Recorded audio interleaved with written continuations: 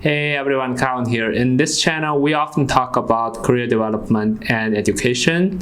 And in today's video, I'd like to talk about 5 designations that I currently hold and how they helped or not helped me in my career development up to today. You probably feel like I'm so thick-skinned to talk about my designations, but well, perhaps I'm just not shy away from talking about my achievements, and I'm not bragging. Let's get started. The first designation that I received is Bachelor in Science in Biotechnology from a top university in China called Jilin University in a northern city called Changchun, which is a city like Toronto. Certainly, it is not a university like Harvard University or Cambridge University, but it is a university from which I received my degree. I was there from 2007 to 2011 learning biotechnology, like biochemistry, anatomy, physiology, enzyme engineering, etc. It was hard in the first year due to the language barrier and other things. You know, I'm Mongolian. Later it became easier and easier as I caught up and learned to take exams. My GPA improved significantly from moderate, and I became one of the top students in the class when we graduated.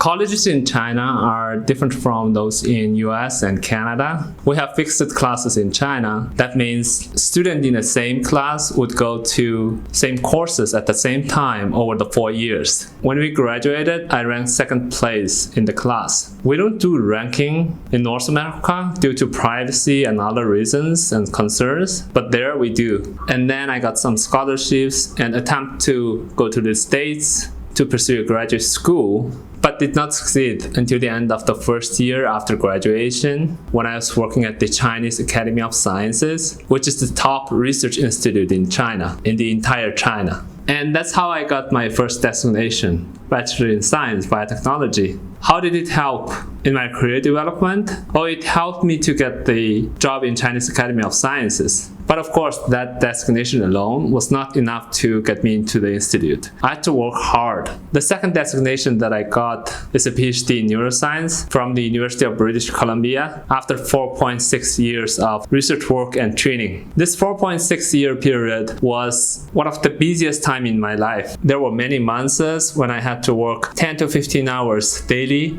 and consecutively. This isn't required, but I wanted to do it that way so that I can graduate earlier and can move to the next thing or the next level of the game. There are many PhD students and candidates who take it easy and work 9 to 5 like a paid full-time job. And I didn't want to do that because that would be too slow for me. With that 4.6 years hard work, I was able to publish 7 articles on peer-reviewed journals with 4 first authorships. This is considered highly productive in my field, especially compared with PhDs who spent 8 to 7 years on the program and published 2 to 3 articles in the end.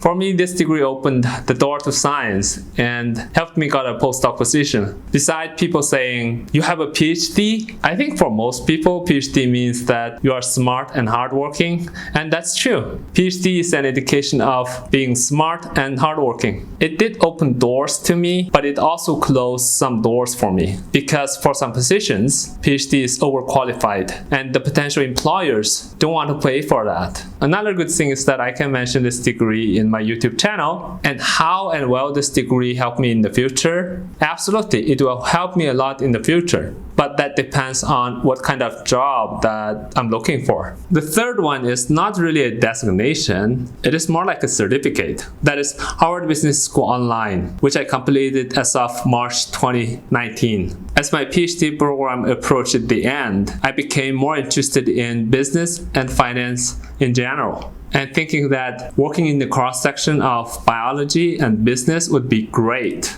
However, after a few months into my new postdoc position, I realized how hard this path is going to be, especially financially, and how booming IT industry was and still is. So I decided to move to IT as I already have some programming skills and started working in a top bank of Canada. As I started working, I did not want to stop there. I wanted to learn and grow, especially about business. And this Harvard Business School Online, which at the time time was called HBS and changed its name to Harvard Business School Online when I was taking it, came across to me and I decided to take it. And thinking that a name Howard on my resume will help me a lot in job hunting, I spent 4 to 5 months on it as well as $2,500. Did it help me in my career development until today? Well, I think it did, but not as much as I was expecting. I was thinking it would bring me more interviews and chances. That's why in one of my videos I talked about why I regret taking the courses, although I'm glad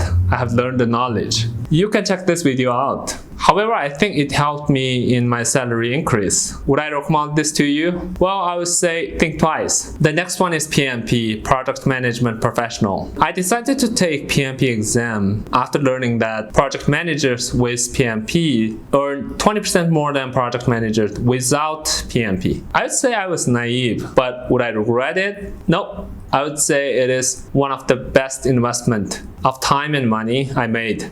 This exam is cheap, just a few $100s, and people do recognize you a lot with PMP. And it did become a consideration when it comes to salary. So I would say that if you're eligible to take PMP, you should spend 4 or 5 months studying it and taking it as early as you can.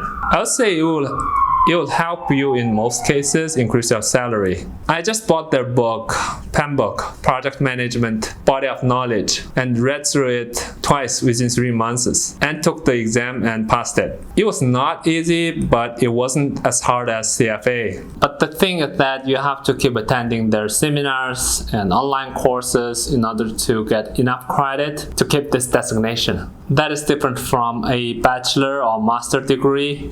Once you get, you don't need to put in more effort to keep it. The last one, also the latest one that I hold is CFA candidate. It is not a complete designation in a sense because anyone who registered for the exam is a CFA candidate, even without studying for it. But within this group of people called CFA candidate, there are 4 subgroups.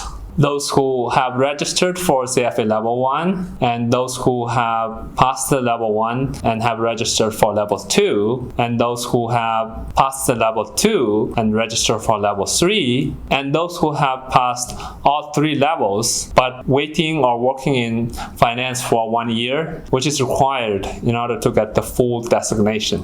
Because there are 3 levels of exams, each of them are not easy and not cheap. I had to spend $1,800 and 600 hours on level 1 alone. So if you are thinking about it, I would say please consider twice before deciding to do that because it's a huge commitment. It's even bigger than buying a 1-year gym card, which some of us wouldn't use after purchasing. I've talked about how I prepared for CFA level 1 and how I passed it in one of my earlier videos. If you're interested, check out that video. Now, how did it help me? Well, I just recently got past the level 1 and it has not really helped me in career development, but I do understand finance better than before, so it's an education for me, at least for now. And how is this going to help me in the future? I don't know yet. It depends on what kind of career path in the future I would choose or change to if I do. Let's see how it goes. And these are 5 designations that I wanted to talk about today. If you are interested in learning more about them, please subscribe to my channel and also don't forget to click the like button below and turn on that notification bell. And thanks for watching. As always, I'll see you next time.